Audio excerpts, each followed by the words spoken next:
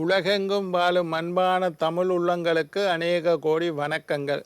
நல்ல நேரம் நிகழ்ச்சியூடாக நல்லதே நினைப்போம், நல்லதே நடக்கும், நலமாயிருப்போம்.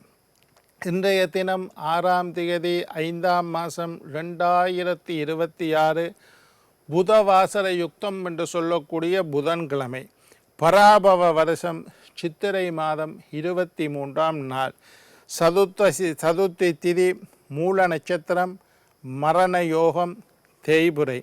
இன்றைய தினம் ராகு காலம் 12 மணி முதல் 1:30 மணி வரை. இன்றைய தினம் யமகண்டம் 7:30 மணி முதல் 9 மணி வரை. இன்றைய தினம் நல்ல நேரம் 4:30 மணி முதல் 6 மணி வரை. இன்றைய தினம் குளிகன் நேரம் 10:30 மணி முதல் 12 மணி வரை. ரோகிணி மிருகஷீரிடம் நட்சத்திரக்காரர்களுக்கு இன்றைய தினம் சந்திராஷ்டம தினம். ரோகிணி மிருகஷீரிட நட்சத்திரக்காரர்களுக்கு சந்திராஷ்டம தினம். சூலம் வடக்கு, பரிகாரம் பால். என்ன நேர்களே, வாருங்கள் இனி இன்றைய தினத்திற்குண்டான ராசி பலன்களை பார்க்கலாம்.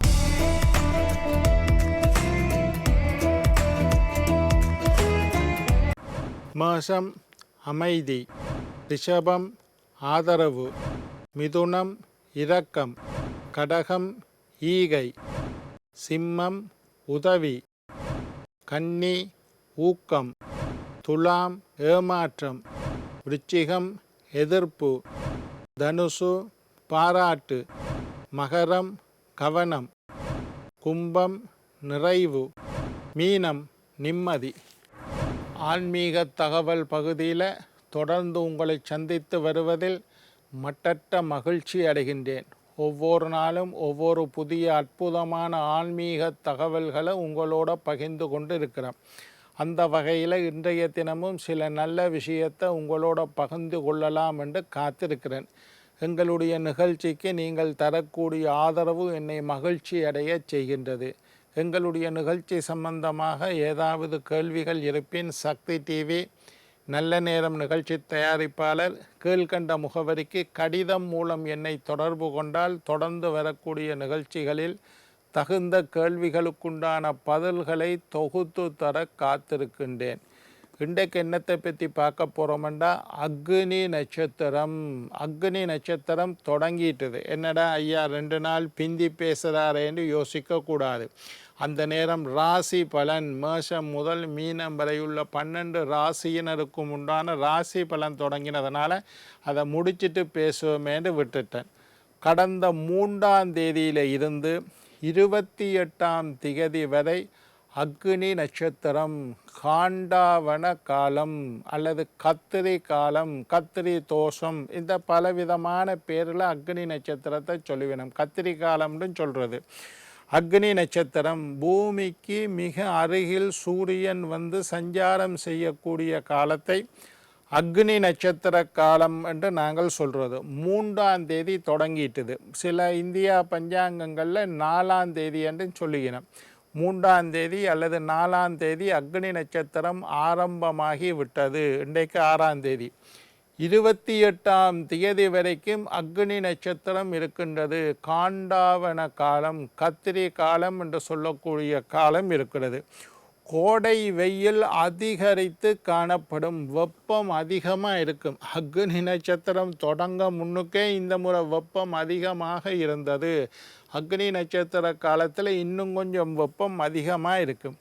இந்த அக்னி நட்சத்திரம் என்று சொல்லக்கூடிய 3ஆம் தேதியிலிருந்து 28ஆம் தேதி 5ஆம் மாதம் வரை சுப காரியங்கள் செய்யக்கூடாது. இந்த காண்டாவன காலத்தில் நல்ல காரியங்கள் செய்யக்கூடாது என்று எங்களுடைய முன்னோர்கள் சொல்லி வைத்திருக்கின்றார்கள். திருமணம், கிரகப்பிரவேசம் போன்ற நல்ல காரியங்களை செய்ய வேண்டாம். அது வெயில், விஞ்ஞான ரீதியான விளக்கம் வந்து வெயில் அதிகமாக இருக்கும். அந்த நேரத்தில் மக்கள் சிரமப்படுவார்கள்.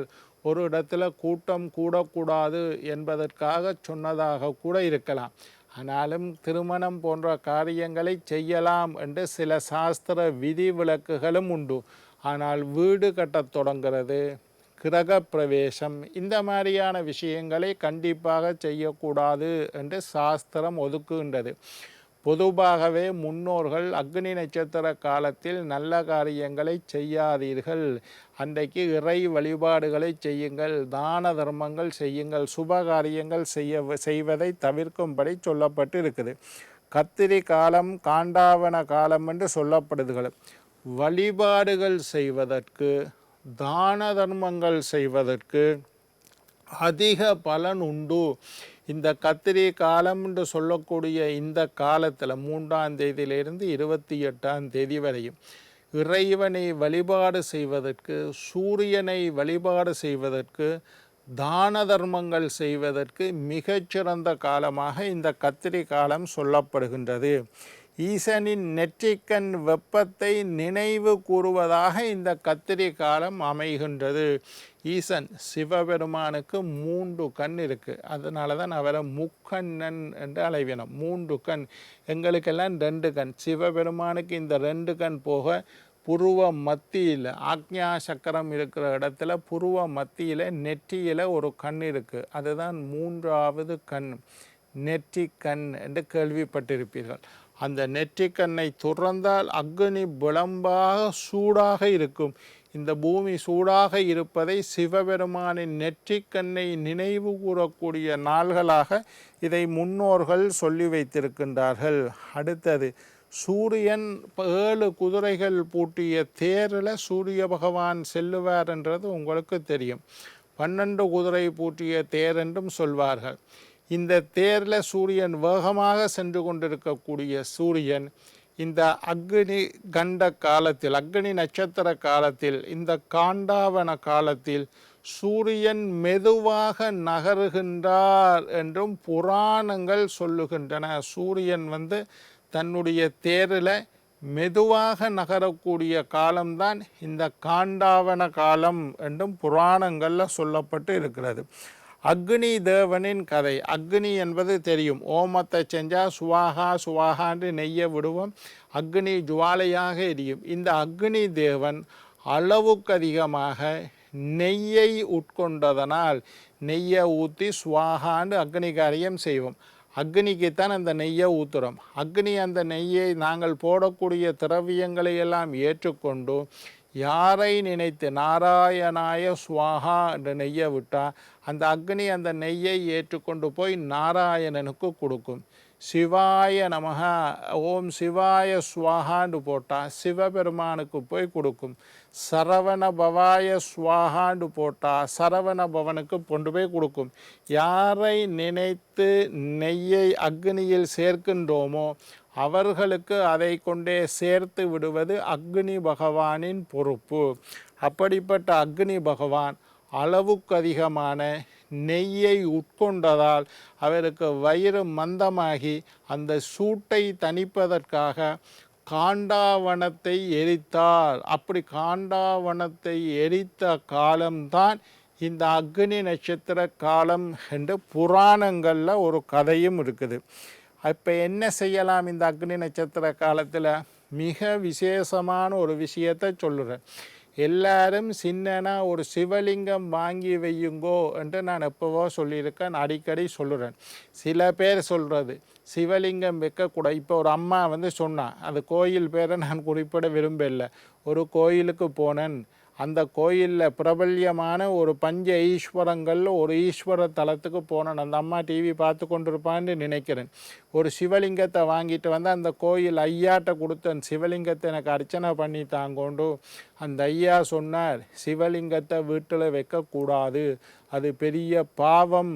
ஐயா, நான் சிவலிங்கத்தை வாங்கிட்டேன், நீங்கள் சொன்னீங்கள்ட்டு தான் வாங்கினேன், ஐயா இப்படி சொல்லுறாரே என்று அந்த அம்மா கவலைப்பட்டா.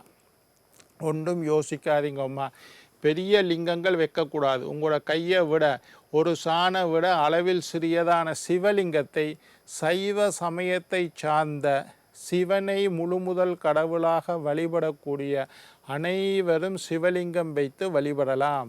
அனைவரும் ருத்ராட்ச மாலை, ருத்ராட்சம் கட்டிக்கொள்ளலாம். அனைவரும் திருநீறு பூசிக்கொள்ளலாம். இதுக்கெல்லாம் கட்டுப்பாடே கிடையாது. எல்லாரும் எல்லா காலத்திலையும் இதை செய்யலாம். சிவலிங்கத்தை வீட்டில் வைத்து தாராளமாக வழிபடலாம். எங்களுடைய முழு முதல் கடவுள் சிவன்.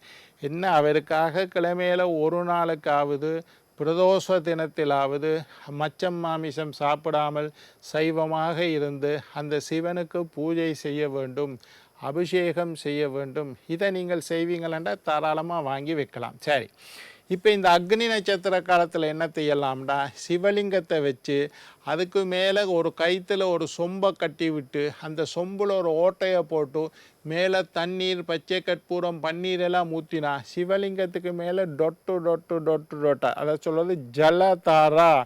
சிவனுக்கு ஜலதாரா வழிபாடு செய்யலாம். சிவனுக்கு மேலே தண்ணி சொட்டி கொண்டே இருக்கும். இந்த அக்னி நட்சத்திர காலங்களில் சிவன் குளிர்மையாக இருப்பார். ஜலதாரா வழிபாடு செய்யலாம். சிவனுக்கு அல்லது முருகனுக்கு சந்தன காப்பு சாத்துவது மிகச்சிறந்த வழிபாடு. இந்த அக்னி நட்சத்திரம் இருக்கக்கூடிய 3ஆம் தேதியிலிருந்து 28ஆம் தேதிக்குள்ள சிவபெருமானுக்கு அல்லது முருகப்பெருமானுக்கு சந்தன காப்பு சாட்டி வழிபாடு செய்யுங்கள். ஒரு 1/2 கிலோ 1 கிலோ சந்தனத்தை வாங்கி கொண்டு போய் ஐயாட்ட கொடுத்தீங்கன்னா அவர் நல்ல பன்னீரை விட்டு அதை குழைச்சி சிவபெருமானுக்கு சந்தன காப்பு சாத்துவார், சிவலிங்கத்துக்கு சாத்துவார், முருகப்பெருமானுக்கு சாத்துவார். அதை உங்களோட உபயமாக ஏற்றுக்கொண்டு இந்த அக்னி நட்சத்திர காலத்தில் செய்யலாம். எலும்பிச்சம்பழம் சாதம், தயிர் சாதம் நெய்வேதனமாக வைக்கலாம். அதே மாதிரி மொட்டை மாடியில் பறவைகள் குளிப்பதற்கு தண்ணீர் வைக்கலாம். தண்ணீர் தானங்கள் செய்யலாம். குடை, விசிறி போன்றவை தானமாக கொடுக்கலாம். என்ன நேயர்களே, நாளை மற்றொரு நிகழ்ச்சியில் உங்களை சந்திக்கும் வரை உங்களிடம் விடைபெறுவது உங்கள் ஜோதிட சித்தர் டாக்டர் ராஜராஜ குருக்கள்.